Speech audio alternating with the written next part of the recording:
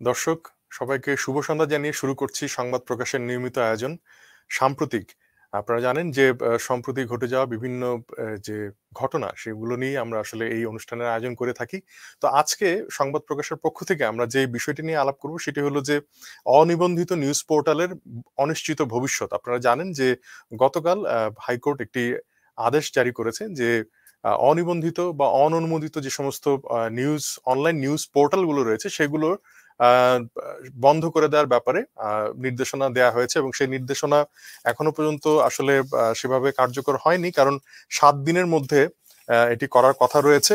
এবং আপনারা জানেন যে যে টেলিযোগাযোগ নিয়ন্ত্রণ কমিশন অর্থাৎ বিটিআরসি তারা বলেছে এখনো তারা তাদের হাতে অর্ডারটি আদেশটি এসে পৌঁছেনি, পৌঁছলে তারা দেখে সেটা জানাবে। কিন্তু আজকে আপনারা জানেন যে তথ্যমন্ত্রী তিনি জানিয়েছেন হাসান মাহমুদ যে ৭ দিনের মধ্যে সবগুলো বন্ধ করে দেওয়া সমীচীন হবে না অনলাইন নিউজ পোর্টাল, তবে অনেকগুলো বন্ধ করব, তা আদালতকে জানাবো আমরা। সেই সঙ্গে আসলে কি প্রক্রিয়ায় রেজিস্ট্রেশন দেওয়া হয়েছে সেটাও দেওয়া হবে, সেটাও জানাবো। তো এই হচ্ছে পরিস্থিতি। এখন আমরা জানি যে বাংলাদেশে আসলে শত শত বা হাজার হাজার অনলাইন নিউজ পোর্টাল রয়েছে এবং এও জানি যে অনেক নিউজ পোর্টালই আসলে কোনো সঠিক সাংবাদিকতার সাথে তারা আসলে যুক্ত নেই। কোনো রকম নিউজ তারা প্রচার করছে তাদের ব্যক্তি স্বার্থ অথবা অর্থ লাভের জন্য। কিন্তু পাশাপাশি এও সত্য যে অনেক অনিবন্ধিত অনলাইন নিউজ পোর্টাল রয়েছে যারা আসলে সঠিকভাবে সাংবাদিকতা করতে চায় এবং তারা আসলে পেশাদারি জায়গা অক্ষুণ্ণ রেখে সেটা করছে। তো এখন আগাছা পরিষ্কার করতে গিয়ে কি মানে মূল অনেক উপকারী গাছই কেটে ফেলা হচ্ছে কিনা, বা আসলে অনেক সাংবাদিক বেকার হয়ে যাবে কিনা, এই সমস্ত বিষয়ে আলাপ করার জন্য আমাদের সাথে আজকে যুক্ত হয়েছেন মঞ্জুল আহসান বুলবুল। তিনি জ্যেষ্ঠ সাংবাদিক এবং বাংলাদেশের একজন প্রথিতযশা কলাম লেখক এবং সবাই ওনাকে চেনেন। আরো যুক্ত আছেন দ্য রিপোর্ট অনলাইন নিউজ পোর্টালের সম্পাদক লুৎফর রহমান হিমেল। আপনাদের দুজনকে স্বাগত জানাই। আমি প্রথমেই লুৎফর রহমান হিমেল আপনার কাছে জানতে চাইবো দ্য রিপোর্ট যে প্রতিষ্ঠানটির সাথে আপনি যুক্ত আছেন সেটি নিবন্ধনের কি অবস্থা, এবং সেই সাথে জানতে চাইবো হাইকোর্টের এই নির্দেশ আসলে জারি হওয়ার পর গতকালকে কি প্রতিক্রিয়া আপনাদের প্রতিষ্ঠানে শুরু হয়েছে এবং এর পাশাপাশি অন্যান্য সাংবাদিকতা যারা করছেন তাদের ব্যাপারে আপনার কি মন্তব্য থাকবে সেটা জানতে চাইব। অনেক ধন্যবাদ। এটা প্রাসঙ্গিক বিষয় নিয়ে আপনারা আলোচনার যে অনুষ্ঠানটা করেছেন, যে প্ল্যাটফর্মে আমরা আলোচনা করতেছি, এটা কিন্তু অনলাইন একটা প্ল্যাটফর্ম। আমাদের যোগাযোগ ব্যবস্থাকে জনগণের সাথে সরকারের এবং জনগণের সাথে মিডিয়ার এই যে একটা সেতু বন্ধনের একটা সুযোগ অনলাইন করে দিয়েছে, এটার সুফল আমরা পাচ্ছি। তো সেইটার বিষয়ে সম্প্রতি গতকালকে হাইকোর্ট যেটা নির্দেশনা দিয়েছেন সেই বিষয়ে আজকের আলোচনার বিষয়। প্রথমেই ধন্যবাদ জানাচ্ছি আপনারা যারা এই সংবাদ প্রকাশে যারা এটা উদ্যোগ নিয়েছেন, আলোচনার জন্য বিষয় নির্বাচন করেছেন। উপস্থিত আছেন মঞ্জুরুল হাসান বুলবুল ভাই, পরিস্থিতি অনেক, উনি দীর্ঘদিন সাংবাদিকতা করছেন, বিভিন্ন সংগঠনের নেতৃত্ব দিচ্ছেন। সাংবাদিকদের অধিকার আদায়ে আমরা দেখি তাকে সামনের কাতারে, তিনিও আছেন, তিনিও বলবেন, শুনবো আমি। আমার যে মতামতটা সেটি আমি শুরু করছি। যেহেতু গণতন্ত্রের একটা বড় রক্ষা কবচ হচ্ছে গণমাধ্যম, সরকার যা করতে চায় সেটা জনগণের কাছে পৌঁছে দেওয়ার জন্য শুধু সরকারই যথেষ্ট না, সেটার জন্য গণমাধ্যমের প্রয়োজন রয়েছে। আমরা সংবিধানেও দেখি এই বিষয়টাকে খুব গুরুত্ব দেওয়া হয়েছে গণমাধ্যমকে। গণমাধ্যমের সংজ্ঞাটা এখন বিস্তৃত হয়েছে। আগে ছাপা পত্রিকা ছিল, টেলিভিশন ছিল, রেডিও ছিল, সেই ধারা থেকে এফএম রেডিও হয়ে এখন অনলাইন রেডিওতে এসে পৌঁছেছে, অনলাইন নিউজ পোর্টাল এসেছে এবং মাল্টিমিডিয়া নিউজ পোর্টাল এসেছে। এবং দেশের রাজধানী থেকে শুরু করে বিভিন্ন উপজেলায় বিভিন্ন নিউজ পোর্টাল তাদের দায়িত্ব পালন করছে। এই ক্ষেত্রে এটা আমরা বলবো যে খুবই ভালো একটি জাগরণ, যে আমরা তথ্য গ্রামের একজন কৃষককে পর্যন্ত পৌঁছে দিতে পারছি এই অনলাইনের মাধ্যমে। তো এই ক্ষেত্রে একটা সমস্যা থেকে যায়, সেটি হচ্ছে যে ভুল করা না করা। মহাত্মা গান্ধী বলেছেন যে স্বাধীনতায় ভুল করার সুযোগ নাই, অধিকার নাই, সে স্বাধীনতার মূল্যহীন। এটাই আমরা বলবো যে কাজ করতে গেলে ভুল হবে, কাজ না করলে ভুল হবে না। এখন আমাদের নিশ্চিত করতে হবে এই গণমাধ্যমগুলো এবং এর সাথে যারা জড়িত তাদের যোগ্যতা নেই। আমি সবসময় প্রচুর সমালোচনা করি। আমি মিডিয়ার মানুষ, আমার কেরিয়ার খুবই ছোট, 22 বছর ধরে আমি অ্যাক্টিভ জার্নালিজম করছি। আমি সাংবাদিকতার মান নিয়ে সবসময় অসন্তোষ প্রকাশ করি, ক্ষোভ প্রকাশ করি, কিন্তু হতাশ কিনা, ক্ষোভ থেকে যে হতাশার বহিঃপ্রকাশ হয় সেটাতে আমি যাই না। কারণ এই বাংলাদেশের সম্ভাবনা এবং সমস্যা সবচেয়ে বেশি। যেখানে সমস্যা এবং সম্ভাবনা থাকে সেখানে সাংবাদিকতার সুযোগও থাকে বেশি। আমেরিকা, সিঙ্গাপুর এবং ইউকে যদি বলি, মিডল ইস্টের দেশগুলোর কথা যদি বলি, বিভিন্ন উন্নত দেশের কথা যদি বলি, সেখানে কিন্তু সাংবাদিকতার সেভাবে সুযোগ নেই। সেটা সিস্টেম তারা রেস্টোর করে ফেলেছে, সিস্টেম সেখানে খুব সুন্দরভাবে চলছে। আমাদের সেক্ষেত্রে সাংবাদিকতার একটা বড় সুযোগ আছে। এখানে সমস্যা আছে, অনেক সমাধান আছে, সম্ভাবনা আছে। সেই ক্ষেত্রে এই যে গণযোগাযোগের একটা বিস্তার লাভ করেছে, এই যে গণযোগাযোগ যে ছড়িয়ে পড়েছে, সংখ্যায় বেড়েছে, এটাকে আমি ইতিবাচক ভাবে দেখি। আমরা খেয়াল করেছি সোশ্যাল মিডিয়া নির্ভর এবং স্বাধীন এই যে ওয়েবসাইটগুলো, অনলাইন গুলো, তারা কিন্তু অনেক বড় বড় ইস্যু আমাদের মূল ধারার গণমাধ্যম যেটাকে মিস করেছে, তারা কিন্তু তুলে এনেছে। যার ফলে কোনো কিছুই এই যুগে কিন্তু আমাদের চোখের আড়ালে থেকে যাচ্ছে না। এখন হাইকোর্ট যেটা বললেন যে নির্দেশনা তারা দিলেন, হাইকোর্ট যে সবসময় সঠিক কাজ করে তা না, কিন্তু পরিমণির ব্যাপারে অলরেডি দুজন বিচারক বলেছেন যে তারা অনিচ্ছাকৃত ভাবে ভুল করে ওই রায়গুলো দিয়েছেন। তার মানে আমরা ধরে নেব যে এই যে অনলাইন অনলাইন কথাটার মধ্যে অন কথাটা আছে, অন থাকাতে এটা সবসময় জারি থাকবে, তথ্য প্রবাহ জারি থাকবে। এই যুগে কোনো কিছু আসলে আটকে রাখা যায় না। এখন এই হাইকোর্ট যেটা বললেন 10 বছর বা 15 বছর পরে এটা দেখে ওই সময়ের যারা প্রজন্ম তা হাসবে, যেটা কিভাবে সম্ভব। আমাদের এই দেশের তথ্য পাচার হয়ে যাবে, অনলাইন নেওয়া যাবে না, ইন্টারনেট নেওয়া যাবে না, এরকমও কিন্তু ছিল। সেটা এখন কিন্তু আমরা হাসাহাসি করি। তো এটাও আমি আশা করি যে হাইকোর্ট যেটা বলেছেন, যে নির্দেশনা দিয়েছে, সেটাতে সরে আসবেন। এটা বাস্তবায়ন সম্ভব না। দ্বিতীয়ত হচ্ছে একটা প্রক্রিয়া থাকবে, সরকারের একটা প্রক্রিয়া থাকবে, সেই নিবন্ধন। আমি এটাকে নিবন্ধন বলবো না, যেরকম এটা একটা বিজনেস, যেহেতু অনলাইন একটা বিজনেসের একটা ডকুমেন্টেশন সরকার এটা চাইতেই পারে, সেটা করতে পারে। কিন্তু যেভাবে বলা হচ্ছে যে তাদের অনুমতি নিয়ে, এটা তো সেই বিরোধী দলের মতো, যে বিরোধী দল কি কোনদিন সরকারকে বলে যে আমরা একটা অনুমতি চাই, আন্দোলন করব? এই সংবাদপত্র বা মিডিয়ার কাজ হচ্ছে সরকারের ভুল ত্রুটিগুলো দেখিয়ে দেওয়া, সরকার যদি ভালো করে সেটা প্রশংসা করা। এটা একটা গঠনমূলক একটা অবস্থায় গণমাধ্যমগুলো থাকে, এবং যারা পারে না সেটা নিয়ে প্রচলিত আইনে, ভুল যদি করে প্রচলিত আইনে সেটার ব্যবস্থা হতে পারে। এটার জন্য আইনও আমি রাখার পক্ষপাতী না। জি, আমি বুঝতে পেরেছি। মানে ভালো বলতে পারছি তিনি জি, সাংবাদিকদের এবং মিডিয়ার জি। অধিকার নিয়ে সবসময় সোচ্চার। আমি আমি মনে করি আমি যে আমি বুলবুল ভাইয়ের কাছে আসবো। আমি একটু বলে নিতে চাইছি যে আদালতের রিটের পক্ষে যে আইনজীবী শুনানি করেছেন, রাশিদা চৌধুরী, তিনি বলেছেন একটি গণমাধ্যমকে যে মুনিয়ার মরদেহ উদ্ধার, পরিমণি সহ কয়েকটি ঘটনা নিয়ে অনিবন্ধিত বিভিন্ন অনলাইন মুখরোচক গল্প সাজিয়ে বিভিন্ন ধরনের সংবাদ প্রচারের পরিপ্রেক্ষিতে রিটটি করা হয়। অর্থাৎ এই যে আজকে বন্ধের যে বিষয়টি বলা হচ্ছে, অনিবন্ধিত যে অনলাইন পোর্টাল রয়েছে। কিন্তু বুলবুল ভাই, এটা কি এমন না যে আমার মাথা ব্যথা করছে তাই বলে আমি মাথাটাই কেটে ফেললাম? কিন্তু এটা তো আসলে রোগের শুশ্রূষা হলো না। আপনার কি তাই মনে হয় না? ধন্যবাদ রিবেরো। যেটি সমস্যা হলো, আমার ধারণা যে মাননীয় আদালতের সঙ্গে, রিটকারীদের সঙ্গে এবং প্রকৃত তথ্যের সঙ্গে কোনো সমন্বয় নাই এখানে। এখানে অনিবন্ধনের কথা বলে যে বনিয়ার কথা বলা হলো, পরিমণির কথা বলা হলো, নিবন্ধনওয়ালারও কি কম করেছে? যদি ওই আলোচনায় যাই আমরা, যে যদি আমরা বলি যে এই বিষয় নিয়ে বাড়াবাড়ি করার ক্ষেত্রে নিবন্ধন প্রাপ্ত সংবাদ মাধ্যমগুলোরও বাড়াবাড়ি আছে। সেটি হিমেল যেটি বললেন যে আমরা সাংবাদিক হিসেবে আমাদের হতাশা আছে। কেউ একজন একটা লেখাই লিখেছেন যে পরিমণি সাংবাদিকতা, মানে এখন পরিমণিকে নিয়ে সাংবাদিকতা হয়েছে, সেটাও একটা দৃষ্টান্ত হিসেবে প্রতিষ্ঠিত করার চেষ্টা করা হচ্ছে। যাক, আমি সেই বিষয়ে যাচ্ছি না। আমার ধারণা এখানে একটা সমন্বয়হীনতা হয়েছে। সমন্বয়হীনতার কারণেই মাননীয় আদালত এই রায়টি দিয়েছেন। আমাদের বাংলাদেশে বড় মুশকিল হচ্ছে যে এটি আমি খুব বিনয়ের সঙ্গে বলি, যারা বিচারালয় যারা পরিচালনা করেন, যারা সেখানে এজলাসে হাজির হন, তাদের অনেকেরই গণমাধ্যম সংক্রান্ত তথ্য ঘাটতি আছে। আমি বলবো না তারা জ্ঞানের অভাব আছে এরকম। যেমন ধরেন আমি একটা উদাহরণ দিই রিবেরো, যে একজন বিচারপতি জাল সার্টিফিকেটের দায়ে অভিযুক্ত হলেন।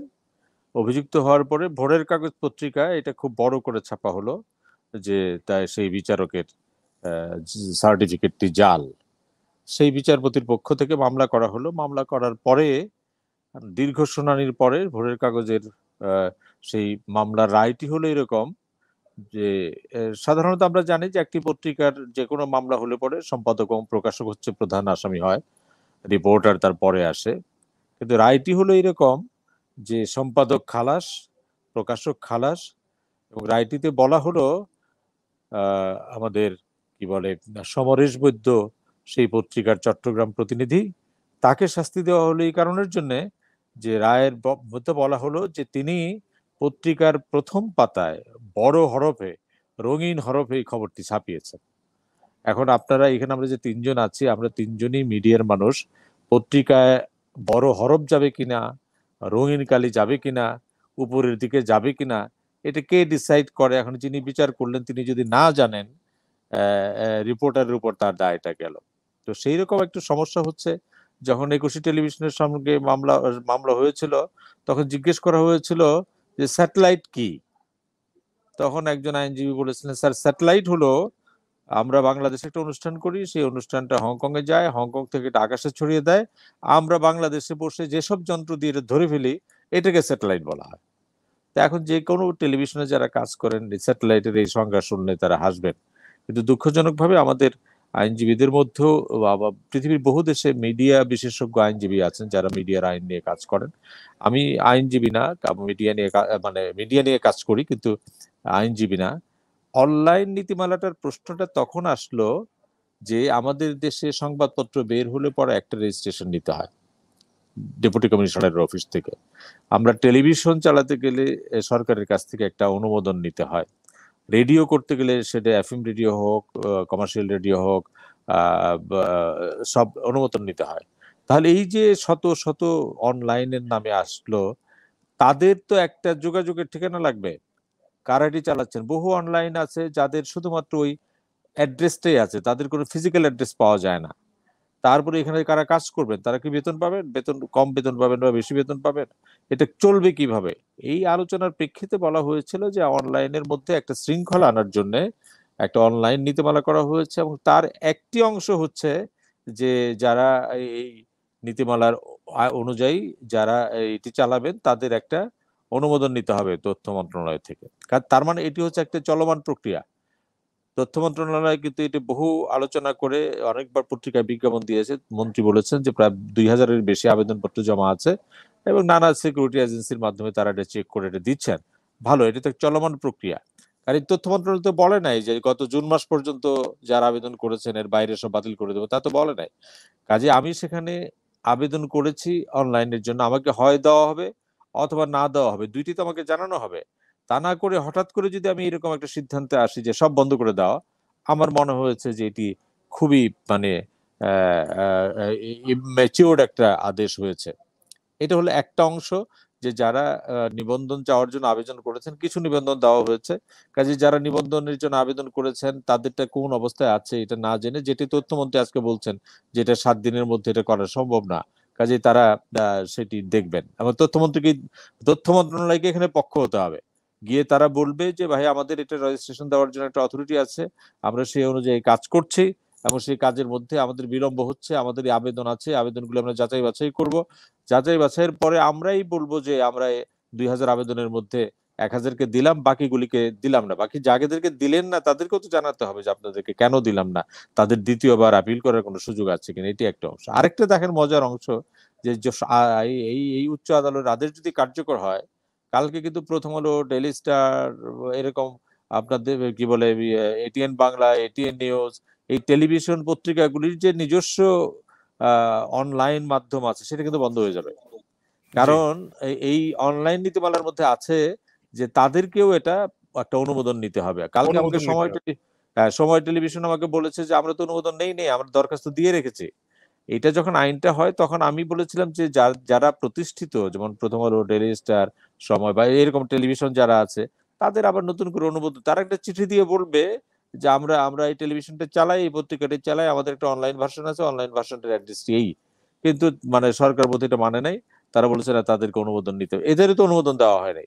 এখন 7 দিনের মধ্যে যদি এটা বন্ধ করে দিতে হয় তাহলে দিয়ে সবগুলি অনলাইন বন্ধ করে দিয়ে। ইমেল ঠিকই বলেছেন যে আপনি মানে, এবং আপনি বিধান রিবেরও বলেছেন যে আপনি জানলা খুলেছেন মুক্ত বাতাসের জন্য, সেখান দিয়ে দুর্গন্ধ আসছে, আবর্জনা আসছে, এবং সেই জন্য তো আপনি জানলা বন্ধ করে দিবেন না। আপনি বরং ওই দুর্গন্ধের জায়গাটা কোত্থেকে সেইটা উৎস সন্ধান করে দুর্গন্ধ যাতে না আসে, আপনার বাতাস যাতে আপনি মুক্ত বাতাস পান, সেটি তো হলো যুক্তিসঙ্গত কথা। কাজে আমি মনে করি যে এই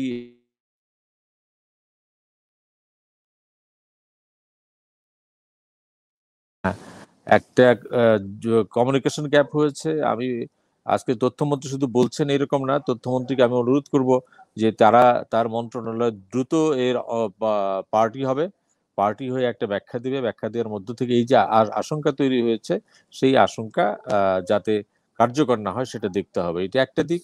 আরেকটি দিক হচ্ছে যে দ্রুততম সময়ের মধ্যে যারা দায়িত্বশীল, যাদেরটা আমরা রাখতে চাই তাদেরটা আমরা রাখবো, যারা জঙ্গি প্রচারণা চালায়, যারা ব্যক্তিগত চরিত্র হনন করে, যাদেরটার মধ্যে সাংবাদিকতার কোনো লেশমাত্র নাই, তাদেরকেও চিহ্নিত করে তাদের সম্পর্কে সিদ্ধান্ত নেওয়া হোক। কিন্তু আদালতের মধ্যে সরকার বা কি বলে, তথ্য মন্ত্রণালয়কে পার্টি হতে হবে। এরকম মামলায় যারা অংশীজন আছে তাদের পক্ষ থেকে পার্টি হওয়ার বিধান আছে। আমি মনে করবো যে তথ্য মন্ত্রণালয় শুধুমাত্র কথা বলবে না, কালকেই তারা মামলায় পার্টি হবে এবং পার্টি হয়ে এই ব্যাখ্যাটি দিবে। ব্যাখ্যাটি দিলে হয়তো এই জটিলতার একটা অবসান হতে পারে। মানে ধন্যবাদ মুরুল ভাই আপনাকে। আমি যদি ছোট করে একটু গত কয়েক মাসের একটি চিত্র যদি তুলে ধরি, তাহলে দেখা যাবে যে গুজব ছড়ানোর অভিযোগে 2019 সালে 10টি অনলাইন নিউজ পোর্টাল বন্ধ করে দেওয়া হয়েছিল। 18 সালে বন্ধ করে দেওয়া হয় 58টি, এবং 2016 সালের আগস্টে একসঙ্গে বন্ধ করে দেওয়া হয় 35টি অনলাইন পোর্টাল। কাজে এই বন্ধের প্রক্রিয়ায় যে এখন নতুন করে হচ্ছে বিষয়টা সেরকম নয়, গত কয়েক বছর ধরে এরকম বন্ধ করা হচ্ছে। কিন্তু আমি জানতে চাইবো যে লুৎফর রহমান হিমেল আপনার কাছে, যে এই যে বন্ধ করার প্রক্রিয়া, আসলে এইটি আমরা জানি যে যদি একটু স্বচ্ছভাবে হতো, মানে ধরুন যারা সরকার বিরোধী প্রচারণা বা রাষ্ট্র বিরোধী প্রচারণা হয়, তাহলে যেন সেই সমস্ত জিনিস একটা নিয়ন্ত্রণের মধ্যে এনে তারপর তাদেরকে নোটিশ দেওয়া এবং তাদেরকে সুযোগ দেওয়া, তারপরে একটা বন্ধ করার প্রক্রিয়ার মধ্যে গেলে আমার মনে হয় যে সেটা একটা প্রক্রিয়া হতে পারে। কিন্তু আমি যেটা শুরু থেকেই জিজ্ঞেস করছিলাম যে এই সমস্ত প্রতিষ্ঠান বন্ধ করে দেওয়া মানে তো শুধু বন্ধ করে দেওয়া নয়, এখানে আসলে অনেক সাংবাদিকরা জড়িত থাকেন এবং সাথে সাথে তারা বেকার হয়ে যান। যেহেতু কিছুদিন আগে করোনা কাল চলছে, আমরা জানি যে 1-1.5 বছর ধরে, এবং করোনার সময় প্রচুর সাংবাদিক তাদের চাকরি হারিয়েছেন, তারা বেতন অর্ধেক পাচ্ছেন। তো এইরকম এক সংকটের ভিতর নতুন করে যখন আবার হাইকোর্টে এই ধরনের আদেশ দেন, তখন আসলে সাংবাদিকদের অসহায়ত্বটুকু আসলে কিভাবে তারা তুলে ধরবেন, এই অসহায়তাটা যদি আপনি এটা নিয়ে কিছু বলতেন। আগের যে প্রশ্নটা ছিল যে আমাদের যে দা রিপোর্ট.লাইভ নিয়ে আমাদের প্রসেসিংটা কতদূর, আমরা তো শুরু করেছি 1 বছর হয়নি। তো এই সময়ের মধ্যে কোনো অনুমোদনের ছিল না। আগের যারা অ্যাপ্লিকেশন করেছিল তারা পেয়েছে। আমাদের সব কাগজ কমপ্লিট করে মন্ত্রণালয়ে জমা দেওয়া আছে, সচিবালয়ে জমা দেওয়া আছে। ওদিক থেকে বলা হয়েছে আপনারা যেহেতু পূর্ণাঙ্গ একটা নিউজ পোর্টাল হিসেবে যাত্রা করেছেন, মাল্টিমিডিয়া হিসেবে, আপনারা পেয়ে যাবেন পরবর্তীতে যখন দেয়া হবে। যেটা তথ্যমন্ত্রী বারবারই বলতেছেন, যেটা হলো অনগোয়িং প্রসেস অনলাইন মিডিয়া সম্পর্কে। আর যেটা বললেন যে এখনকার যে প্রশ্নটা, আমি সবসময় মনে করি যে এই যে বন্ধ করে দেওয়ার প্রক্রিয়াটা, মানবিক দিকটা সেটা অনেক পরে। এখন একটা মিডিয়া সে সঠিকভাবে যদি দায়িত্ব পালন না করে, তারা যদি ভুল করে, সেটা একটা দিক আছে যে ভুল কাজ করলে ভুল হবে, যারা মিডিয়া বের করে তাদের ভুল হবে না। এবং ভুলের কারণে কোনো মিডিয়া বন্ধ করে দেয়া, এটা খুবই অন্যায় একটা তাদের শাস্তিমূলক একটা ব্যবস্থা হতে পারে, প্রচলিত আইনও আছে সেটা। আমরা সর্বশেষ যেটা দেখলাম, হাইকোর্ট যেটা নির্দেশ জারি করেছেন, দুটো ছোট বিষয় নিয়ে, একটা হচ্ছে পরিমণির ব্যাপারে, আর একটা হচ্ছে মুনিয়ার হত্যাকাণ্ড বা মুনিয়ার আত্মহনন, যেটাই বলা হোক না কেন, এটা রহস্যময় একটা বিষয়। এই নিউজগুলো কিন্তু মূলধারা মিডিয়াতে প্রথম আসে না।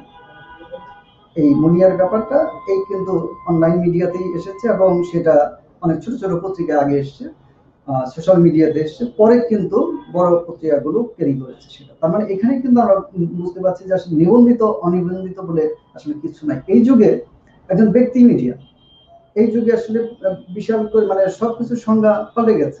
আপনি দেখেন এখন লাইভ সাংবাদিকতা চলে আসছে। এখন কেউ আর ওই গতকালের কি হয়েছে আজকে সেটা ছাপা পত্রিকায় করবে সেটা আর বসেনি, এবং ছাপা পত্রিকাকে কিন্তু বদলে যেতে হয়েছে, তাদেরকে স্পেশাল নিউজ দিয়ে, অ্যানালাইসিস দিয়ে, এবং সেই আগের নিউজগুলো কিন্তু সেই প্রেজেন্টেশন আর নাই। আরেকটা জিনিস হলো, একটা সময় ছিল সরকার বিরোধিতা করলেই সংবাদপত্রগুলো রমরমা চলতো। এখন কিন্তু সেই অবস্থাটা নাই। থাকলে কিন্তু অনেক সরকার বিরোধী পত্রিকা ছিল, তাদের সার্কুলেশন বেশি হতে পারতো, সেটা আর নাই। পাঠক সবাই বুঝে গেছে, সবকিছু বদলে গেছে আসলে। তো এই অবস্থায় এই সরকার, আমি বলবো যে তাদের অ্যাচিভমেন্ট বেশি, তাদের ব্যর্থতা কম। তো সেই ক্ষেত্রে সরকার কিন্তু এই মিডিয়ার প্রতি বিরূপ কোনো আচরণ কখনো প্রকাশ করে নাই, এবং যেটা করেছে সেটা কিন্তু বিভিন্ন ইয়ার মাধ্যমে, বিভিন্ন এজেন্সি বা বিভিন্ন ইয়ার মাধ্যমে তাদের একটা ভুল বুঝিয়ে সেটা করা হয়েছে। যেটা বললেন যে গত 3 বছরে বিভিন্ন বন্ধ করে দেওয়া হয়েছে, এটা খুবই অন্যায় হয়েছে। কারণ একটা রোগের কারণে একজন লোককে কিন্তু আমরা মেরে ফেলি না, একটা হাতের ব্যথা, ওই হাত কিন্তু আমরা কেটে ফেলতে পারি না, একটা মানুষের কিন্তু আমরা করতে পারি না। তো এই ক্ষেত্রে যেটা করা হচ্ছে, মানবিক বিষয়টা অনেক পরে, যে অনেক 100-150 লোক একটা মিডিয়ার সাথে জড়িত থাকে, তারা পথে বসে, সেটা তো আছেই, কিন্তু আইন যেখানে, সেখানে কিন্তু মানবিকতাটা অনেক পরে বিচার্য। তো এই যে আমরা ভুল করার স্বাধীনতা যদি না থাকে, সেই স্বাধীনতার কিন্তু মূল্য নেই, যেটা মহাত্মা গান্ধী বলেছেন। এটা কিন্তু সুন্দর একটা কথা। তো মিডিয়া চালাতে গেলে তারা যদি ভুল করে, সেটার জন্য শাস্তিমূলক ব্যবস্থা আছে। হাইকোর্ট কিন্তু সেটা ভুলে গেছেন যে ওনারা অলরেডি বলেছেন প্রেস কাউন্সিলের এখানে ব্যর্থতা আছে, প্রেস কাউন্সিল নাকি এটা করতে পারে নাই, সরকারি একটা অঙ্গ সংস্থাকে কিন্তু তারা অলরেডি দোষী সাব্যস্ত করে দিয়েছেন, তাদের ব্যর্থতা বলেছেন। তো আপনি একটা জিনিস খেয়াল করবেন যে মুনিয়া কিন্তু গোটা রাষ্ট্র না, গোটা দেশ না, বা পরিমণি গোটা একটা দেশ বা গোটা একটা রাষ্ট্র না। এই ছোট দুটো বিষয়কে সামনে রেখে টোটাল মিডিয়া, যেটা গণতন্ত্রের রক্ষা কবচ, গণতন্ত্রকে বুস্ট আপ করার জন্য যে গণতন্ত্র ভূমিকা রাখে, এবং সেটা হচ্ছে আজকের অনলাইন মিডিয়াই হচ্ছে প্রথম সারির মিডিয়া। আপনার কিন্তু মিডিয়ার সঙ্গে, যে আমি একটু আগেই বললাম যে বদলে গেছে সবকিছু, সেটাকে যদি বন্ধ করে দেওয়ার জন্য 7 দিনের এরকম একটা আলটিমেটাম দেওয়া হয়, এটা কোনো ক্রমেই ভালো না। সরকারের কাঁধে বন্দুক রেখে কেউ এটা করতে চাচ্ছে, এটা সরকারের বুঝতে হবে।